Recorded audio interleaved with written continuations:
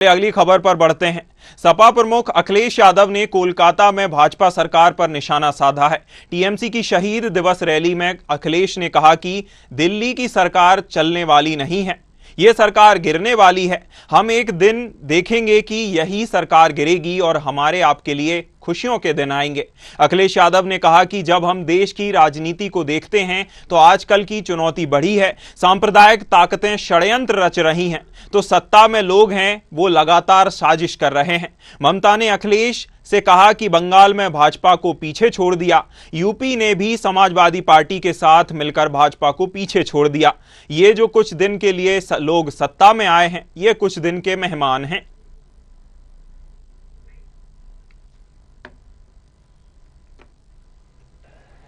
देश को ऐसी ताकतें हैं जो विभाजनकारी राजनीति के नाम पर बांट करके हमेशा के लिए राज करना चाहती हैं, लेकिन ऐसा करने में वो कुछ समय के लिए कामयाब भी हो जाएं, पर आखिरकार वो हारेंगे, क्योंकि गलत मंसूबे कभी अपनी मंजिल नहीं पाते हैं।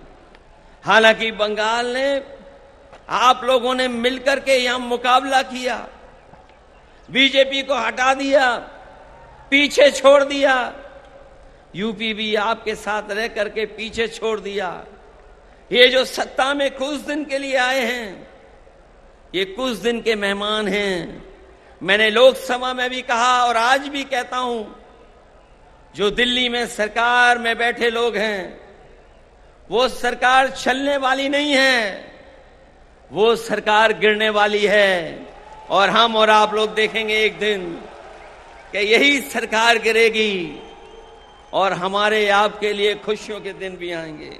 हम आपको पार्टी को, समाजवादी पार्टी को पहले अभिनंदन करने चाहूंगी कि यूपी में जो खेल आपने दिखाया, अभी तो बीजेपी को रिजाइन करना चाहिए था, लेकिन उसको शर्म कम होता है।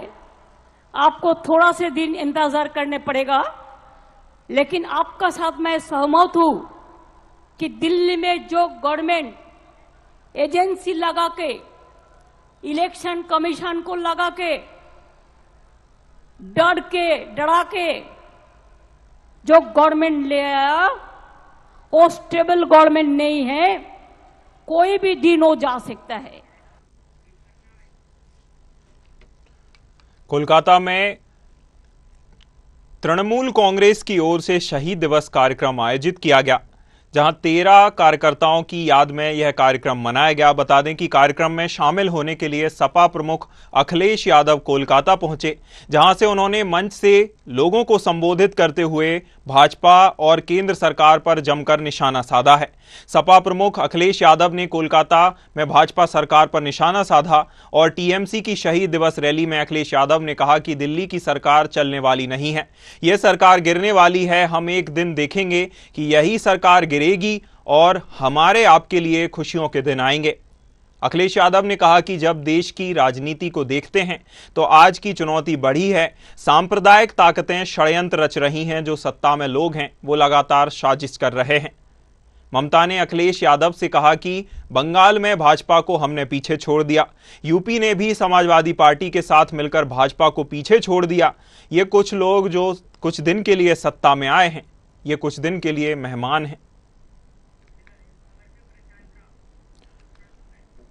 खबर पर हमारे साथ चर्चा करने के लिए प्रशांत राव जुड़े हुए हैं। प्रशांत, जैसा कि आज सर्वदलीय बैठक दिल्ली में आयोजित की गई बजट सत्र से बिल्कुल पहले, और बजट सत्र के जस्ट पहले बैठक आयोजित की जाती है, तृणमूल कांग्रेस उसमें नहीं जाती है, कार्यक्रम आयोजित करके उसमें केंद्र सरकार पर निशाना साधती है। बजट आने के एक दिन पहले ये क्या मैसेज देना चाहते हैं?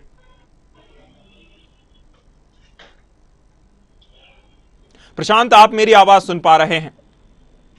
जी, मैं अपना सवाल प्रशांत फिर से दोहराता हूं। तृणमूल कांग्रेस ने सर्वदलीय बैठक में शामिल ना होने का फैसला किया, कार्यक्रम आयोजित करके बड़ी विशाल रैली आयोजित कर उससे सीधा सीधा केंद्र सरकार पर हमला बोला, और तो और सरकार गिरने की भी बात कही। ये तृणमूल कांग्रेस की ओर से क्या मैसेज देने का प्रयास किया गया है सरकार को? बिल्कुल अभिनव, जैसे आज तृणमूल कांग्रेस की तरफ से पश्चिम बंगाल में एक बड़ा जो है शहीद दिवस मनाया गया है। इस दौरान टीएमसी के तमाम बड़े नेता शामिल रहे और साथ ही साथ सपा के सुप्रीमो अखिलेश यादव भी इस कार्यक्रम में आज मौजूद रहे हैं। और अखिलेश यादव ने अपना जो बयान दिया उसमें कहा है कि दिल्ली की सरकार जल्द गिर जाएगी।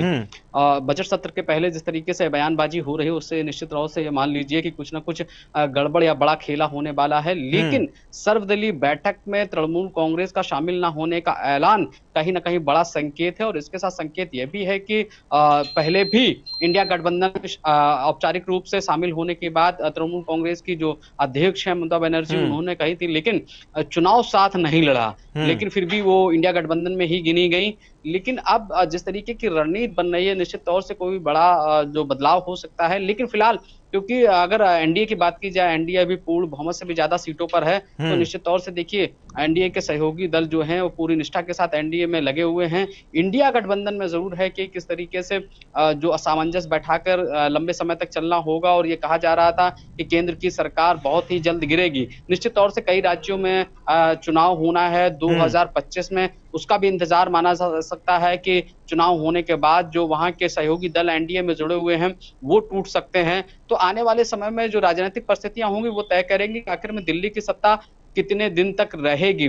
साथ ही साथ यह भी माना जा रहा है, जिस तरीके से अखिलेश यादव ने कहा कि दिल्ली की सत्ता जल्दी गिर सकती है या सरकार गिर सकती है, यह भी है कि प्रधानमंत्री नरेंद्र मोदी जो वर्तमान में हैं, उन 75 वर्ष की आयु जो भारतीय जनता पार्टी में पूरी हो जाएगी, तो ऐसे लोगों को पद से हटा दिया जाता है, यानी पद मुक्त करके उन्हें वरिष्ठ कार्यकर्ता के रूप में या मार्गदर्शक के रूप में जगह दी जाती है। जो बाइलॉज है बीजेपी का, उस अनुसार ऐसा भी माना जा सकता है कि, लेकिन फिर भी अभी 2 साल का तो वक्त है ही प्रधानमंत्री नरेंद्र मोदी के लिए। निश्चित तौर से देखिए सरकार में उथल पुथल की बात, ये तो एक सनसनी फैलाना भी हुआ। जैसे उत्तर प्रदेश में योगी आदित्यनाथ की यहाँ सरकार है और उसको लेकर भी जिस तरीके से कयास लगाए जा रहे हैं कि केपी प्रसाद मौर्य यहाँ जो लगातार बगावत के सुर अपना रहे हैं, भले ही वो मीडिया के द्वारा या मंच के द्वारा ये कह रहे हो कि नहीं सरकार के बीच में अभी समन्वय स्थापित है, सरकार और संगठन दोनों मिलकर काम कर रहे हैं, लेकिन उनका कैबिनेट की बैठक में शामिल ना होना, मुख्यमंत्री के साथ मंच साझा ना करना, तो यह भी कयास लगाए जा रहे थे। लेकिन अभी इस तरीके की कोई गतिविधि नहीं हुई। जबकि 4 जून को रिजल्ट आ गया था। सबसे पहले जो दिल्ली के सीएम अरविंद केजरीवाल ने कहा था कि जैसे ही उत्तर प्रदेश में सीटें कम आएगी या फिर भारतीय जनता पार्टी की सरकार बनेगी तो उत्तर प्रदेश में मुख्यमंत्री योगी आदित्यनाथ को हटा दिया जाएगा।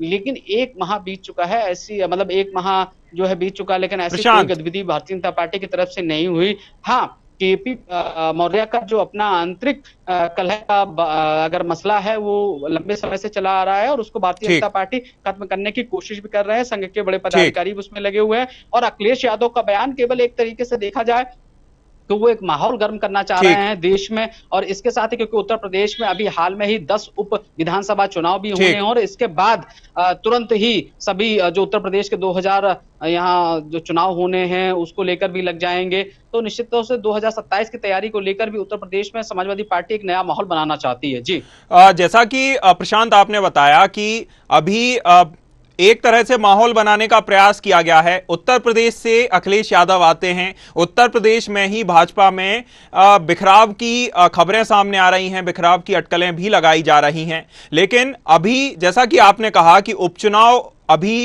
एक उपचुनाव हो चुका है और अगला उपचुनाव उत्तर प्रदेश में होगा, इसको लेकर भी क्या भाजपा को नीचा दिखाने के लिए या भाजपा पर तंज कसने के लिए और तृणमूल कांग्रेस के जो कुछ काडर उत्तर प्रदेश में हैं या जितने भी समर्थक हैं, इन सबको इंडिया अलायंस को एक साथ करने के लिए और उपचुनाव में इसका फायदा लेने के लिए अखिलेश यादव ने क्या इस प्रकार के बयान दिए हैं, इस प्रकार से निशाना साधा है?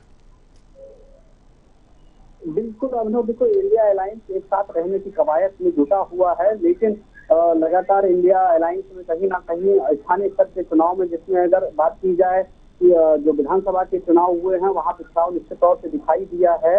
और जब मध्य प्रदेश में चुनाव हो रहा था तो इंडिया अलायंस फूट चुका था, लेकिन मध्य प्रदेश के विधानसभा चुनाव में समाजवादी पार्टी के मुखिया अखिलेश यादव को किस तरीके से वहाँ जो कमलनाथ वहाँ पीसीसी के चीफ थे उन्होंने दरकिनार कर दिया था, यहाँ भी उन्होंने बयान दे दिया था कौन अखिलेश।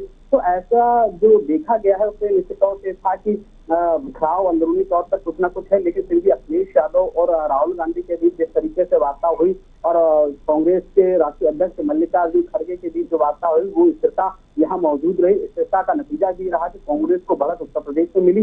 1 सीट से 5 सीटों का इजाफा हुआ, टोटल 6 सीटें यहाँ पर कांग्रेस को मिली। इसके साथ ही समाजवादी पार्टी को भी काफी इजाफा हुआ है, यहाँ उन्हें 35 सीटें जीतने को मिली। तो निश्चित रूप से दोनों का जो गठबंधन रहा है वो करीब 43 सीटों तक पहुंचा है और भारतीय जनता पार्टी यहाँ सिमट कर रह गई जो 65 सीटों पर थी। और देखिए अगर यहाँ पर गठबंधन की बात की जाए, गठबंधन में यहाँ पर 1 सीट तृणमूल कांग्रेस को भदोही में दी गई थी, जहां से ललितेश पर त्रिपाठी लोकसभा का चुनाव लड़ रहे थे। लेकिन वहां की जनता के लिए तृणमूल कांग्रेस का जो चुनाव निशान था वो अनजाना था, ऐसे में लोग उनके चुनाव निशान को नहीं पहचान पाए। ऐसा तृणमूल कांग्रेस की तरफ से, समाजवादी पार्टी की तरफ से कहा गया। इस कारण वहां समाजवादी पार्टी यानी तृणमूल कांग्रेस के प्रत्याशी को हार का सामना करना पड़ा। लेकिन अब क्या ये जो 10 उप विधानसभा चुनाव हो रहे हैं इसमें हालांकि समाजवादी पार्टी यहाँ पर देखा जाए मुख्य विपक्ष की पार्टी है और अपने आप में भारी पार्टी है। और लेकिन देखने को यह रहेगा कि इंडिया अलायंस में कांग्रेस कितना उनका साथ देती है। और इसके साथ ही यहाँ तृणमूल कांग्रेस की नेता और पश्चिम बंगाल की मुख्यमंत्री ममता बनर्जी क्या प्रचार करने आती हैं और जो उन्होंने यहाँ प्रशासन बना रखा है संविधान बचाओ का, उसमें कितना कारगर होता है। इंडिया अलायंस की पोल अभी इसी उप विधानसभा चुनाव में खुलती हुई नजर आएगी, क्योंकि अभी भी समाजवादी पार्टी की तरफ से और कांग्रेस की तरफ से अभी कोई साफ नहीं हुआ है। इसलिए भी नहीं हुआ होगा मसला साहब क्योंकि अभी चुनाव का ऐलान भी नहीं हुआ है। जी बिल्कुल प्रशांत, एक और जहां उपचुनाव में अच्छी खासी शिकस्त इस उपचुनाव में भाजपा को दी गई है और आने वाले उपचुनाव में भी मंच से देखा जाए तो जो तृणमूल कांग्रेस है वह इंडिया अलायंस से काफी दूर हटती दिखती है, लेकिन मंच से ही सही अपने अलायंस को, गठबंधन के समर्थकों को, गठबंधन पार्टनर को एक साथ और अपने कार्यकर्ताओं को एकजुट करने के लिए इस तरह से बयानबाजी की गई है। बिल्कुल, बहुत धन्यवाद प्रशांत आपका हमारे साथ जुड़ने के लिए, हमारे साथ चर्चा करने के लिए।